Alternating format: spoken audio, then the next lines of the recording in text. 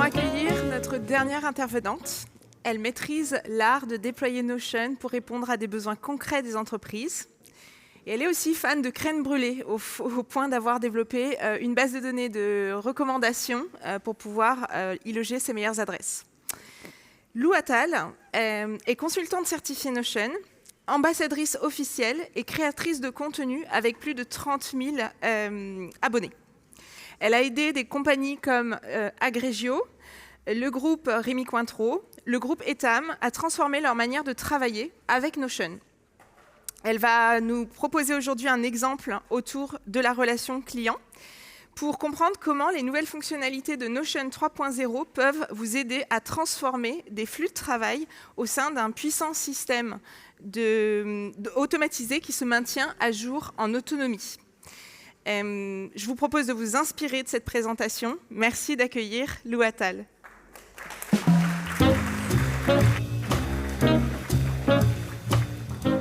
Bonjour à tous, merci Lorraine pour l'introduction. Aujourd'hui, je vais vous parler effectivement de la nouvelle ère qui arrive avec Notion 3.0, toutes les fonctionnalités hyper intéressantes qui peuvent aider à changer votre façon de vous organiser dans Notion. J'aurais pu faire ça à propos des crèmes brûlées, mais j'ai décidé plutôt de parler de CRM, qui est un cas d'usage que je trouve aussi hyper intéressant et sur lequel voilà, j'espère qu'aujourd'hui, quelques petites astuces pourront vous aider. Mais avant de commencer, je voudrais sonder un petit peu l'audience par rapport justement à ces problématiques auxquelles le CRM peut répondre. Est-ce que je peux vous inviter à lever la main si, dans votre quotidien, ça vous est déjà arrivé de vous noyer dans votre boîte mail, dans vos messages, etc. Et j'ai pas fini. Oui. De façon à ce qu'au final, il y a des opportunités à côté desquelles vous êtes déjà passé. Est-ce que ça vous est déjà arrivé? Ouais, on est beaucoup confrontés à ça. Ok, donc on perd des opportunités. Est-ce que vous aussi, quand vous voulez vous projeter dans vos objectifs futurs, que ce soit des projets en entreprise, voire même de l'investissement, de l'embauche, ce genre de choses, vous avez déjà eu la problématique de, on va dire, ne pas réussir à se projeter sur du chiffre d'affaires ou sur de la capacité à prendre de la charge de travail? Est-ce que ça fait partie de vos problématiques aussi?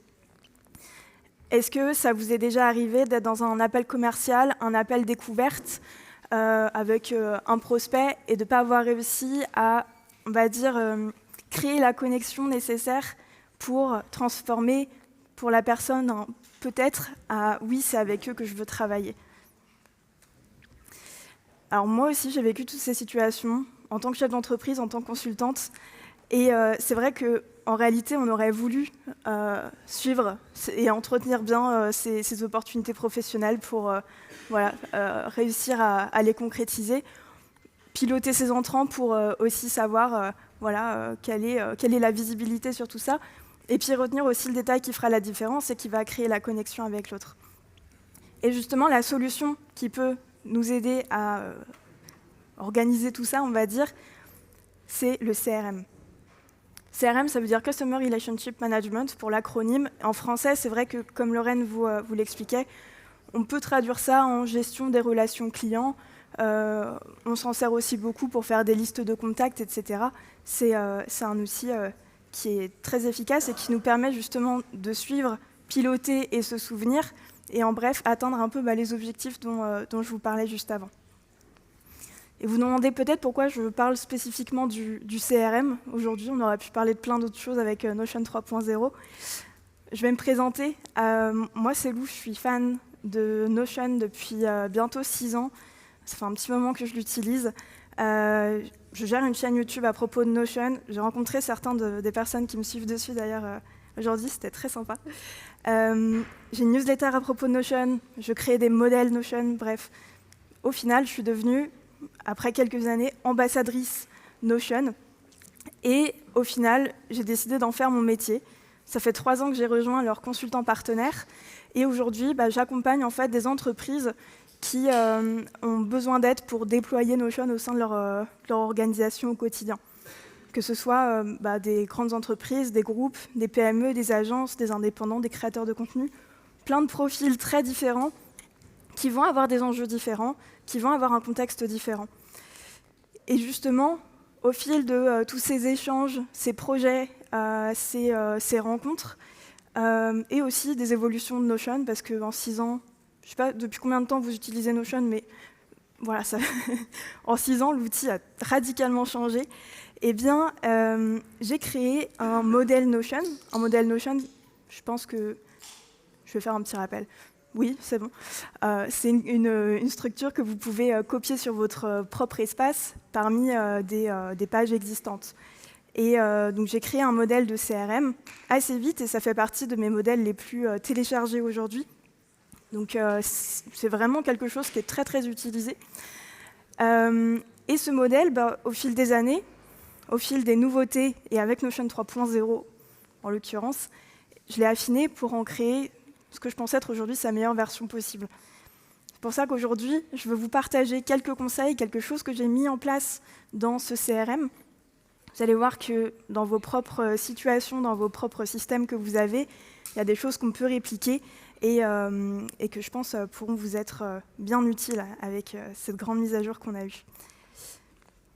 Ce que je vous propose, c'est que je vous montre, avant qu'on parle de Notion 3.0, à quoi il ressemble.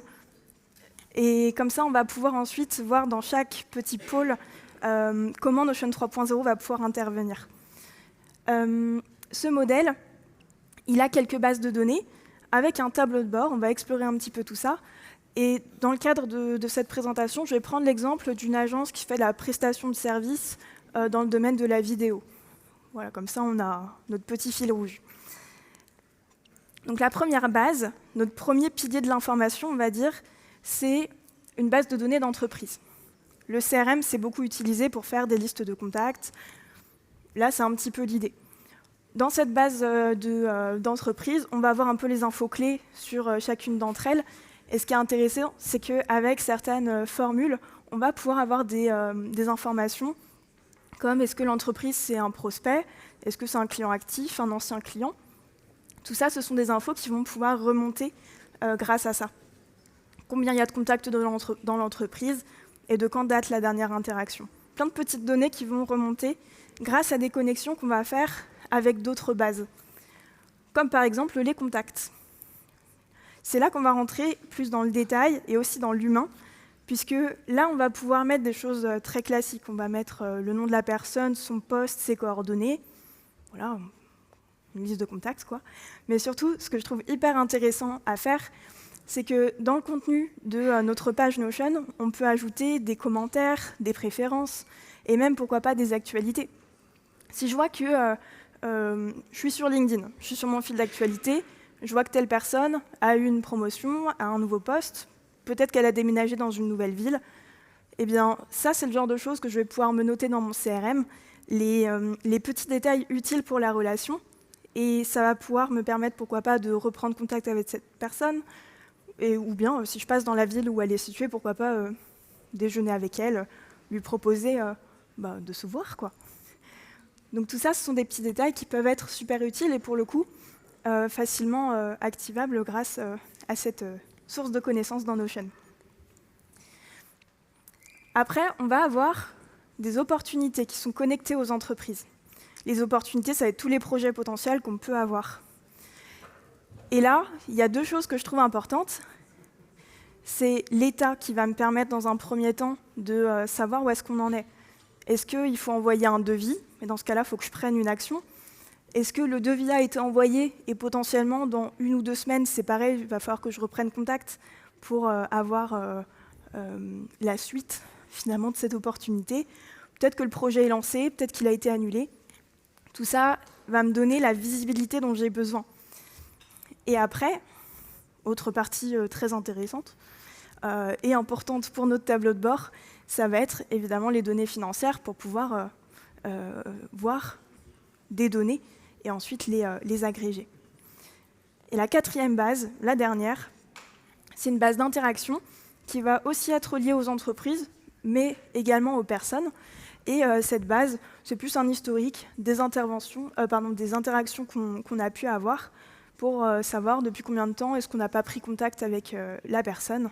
Et voilà, c'est plus informatif finalement. Donc ça, ce sont nos 4 bases qui vont venir alimenter ce qui nous intéresse presque le plus, c'est le tableau de bord. Le tableau de bord, je l'ai construit comme ça. On va avoir en fait en haut des cartes. Ça, j'adore faire ça dans mes modèles Notion. C'est la partie la plus fun quand je les construis. C'est de créer des petites cartes récapitulatives comme ça, avec des indicateurs clés. En fait, ces cartes, elles sont connectées à mes bases de données. Et ensuite, je vais pouvoir créer des formules qui vont se mettre à jour automatiquement au fur et à mesure que je remplis les bases de données. Par exemple, je ne sais pas si on voit très très bien, mais le nombre d'entreprises qui sont des prospects, combien il y a de propositions en discussion, comme ça je sais aussi combien il y a sur la table et combien potentiellement on va pouvoir signer dans les prochains mois, combien il y a de projets en cours, etc. Les nouveaux clients cette année, plein de données qui vont pouvoir m'aider à voir les infos très facilement, très simplement, et faire une analyse rapide. Puis après, évidemment, il y a les graphiques. Là, les graphiques, c'est super. Ça permet de faire son analyse visuelle. Et pour le coup, je trouve ça très, très pratique dès lors qu'on a des données financières, puisqu'on va pouvoir, comme ici, voir par exemple le montant des devis envoyés par mois et constater des croissances ou pas, des croissances, et pouvoir piloter un petit peu tout ça. Donc ça, c'est un peu la base qu'on pouvait faire déjà avant Notion 3.0.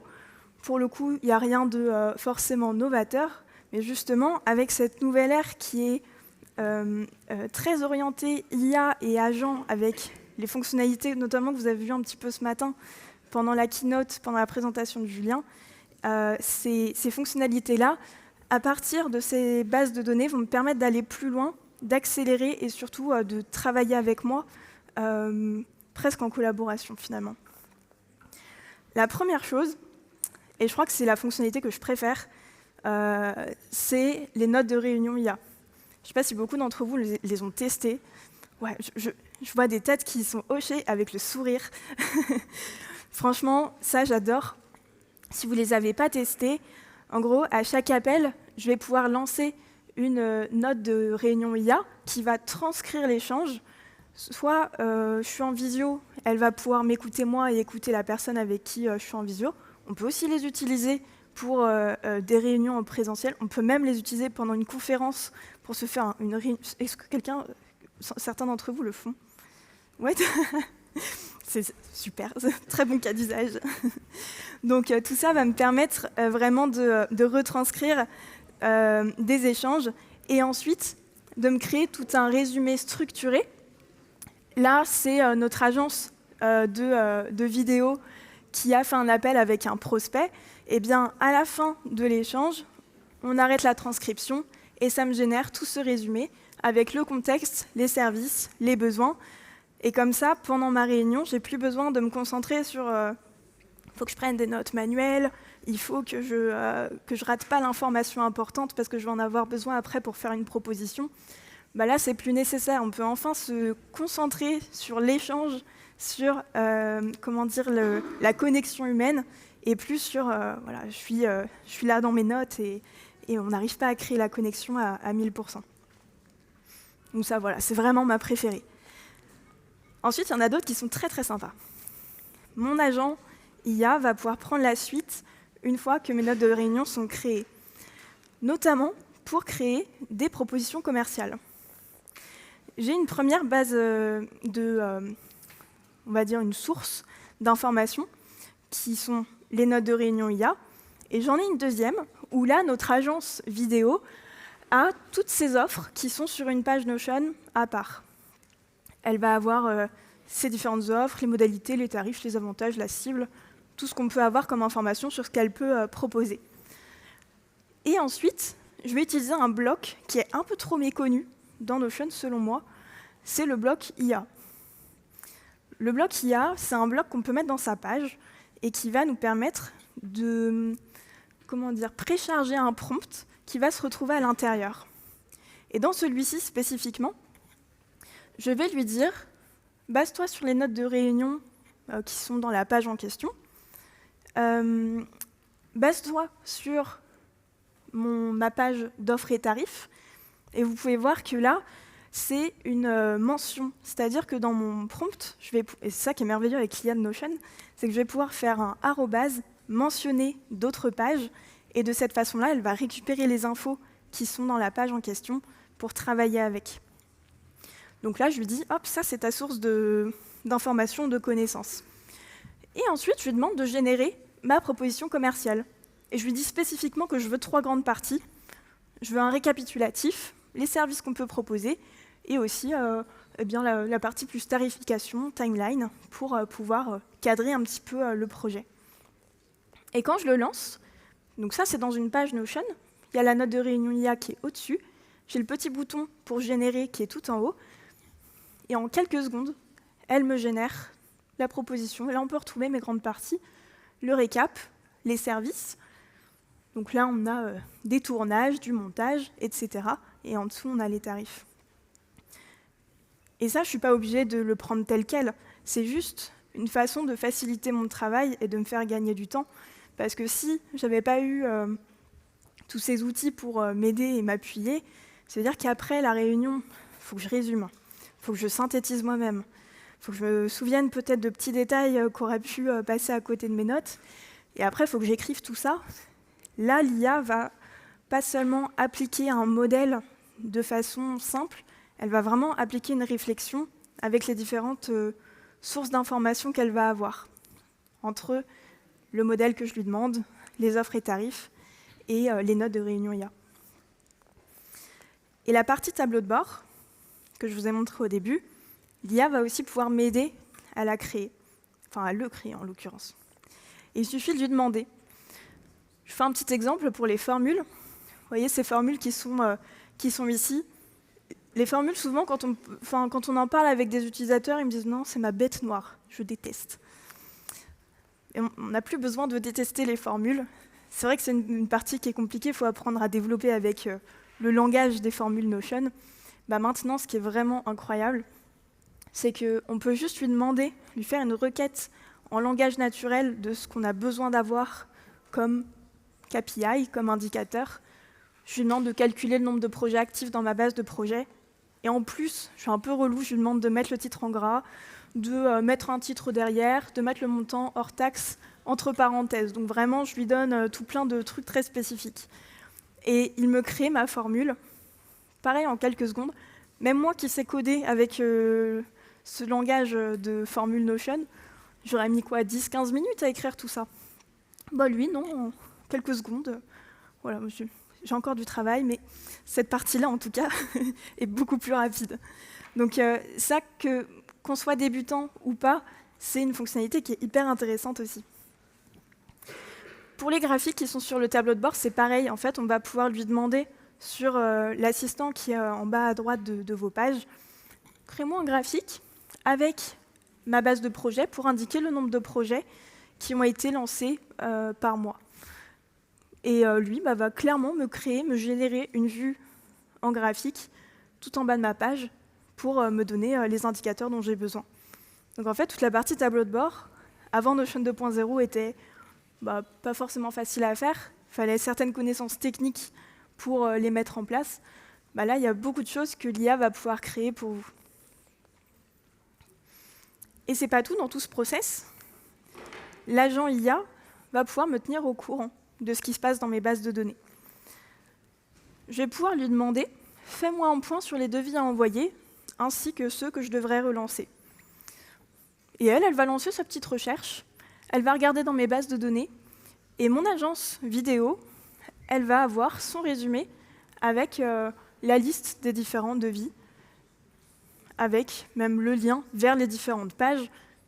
C'est un petit peu rapide, mais il y a un petit bouton « Ouvrir » qui permet ensuite de se replonger dans le projet en question et de voir vraiment tout le contexte. Et ça, honnêtement, c'est vraiment juste une requête qu'on va faire à son agent. Et vu qu'il a accès à la base de données, il est capable de chercher dans tout ça. Donc avec Notion 3.0, en fait, il y a plein de choses qu'on pouvait faire avant qui vont être rendues plus puissantes. Sur ma problématique de gestion des opportunités, j'avais un tableau de bord bien rangé. Maintenant, j'ai l'agent qui me tient à jour tout seul, qui est capable de me ressortir des informations. et même de créer le tableau de bord avec moi finalement. La visibilité sur mon business, je vais maîtriser beaucoup mieux mon pipeline et mon chiffre d'affaires entrant, les opportunités qui arrivent. Et pour le coup, c'est ce qui me permet d'avoir plus de visibilité. Et mon agent va m'aider en pilotant à mes côtés, en me donnant les informations qu'il faut. Et puis notre dernière problématique qu'on a vue au début, c'est la connexion humaine.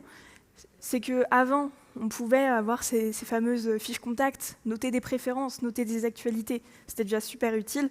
Mais maintenant, l'agent va m'aider à me souvenir de tout. Et je n'ai pas forcément fait la démo, mais c'est pareil, je vais pouvoir lui demander dans le chat, dans l'assistant, de me ressortir des détails. Il va pouvoir le faire aussi, puisqu'il va pouvoir chercher dans mes contenus. Et ça, ce que je vous ai montré, c'est les agents qui existent actuellement. Demain, il va y avoir les agents personnalisés dont on a eu une démo ce matin, qui sont honnêtement incroyables.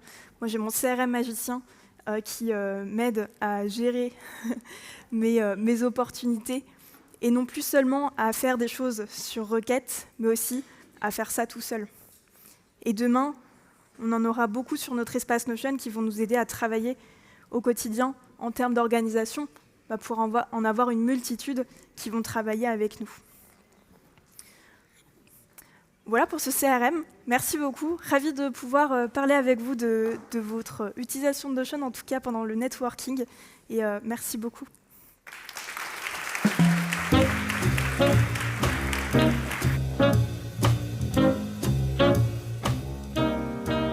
Merci encore à tous nos intervenants pour cette super session. On va reprendre une petite pause de 15 minutes.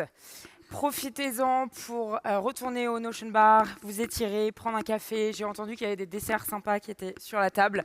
Et on se retrouve à moins le quart pour la closing keynote. Merci.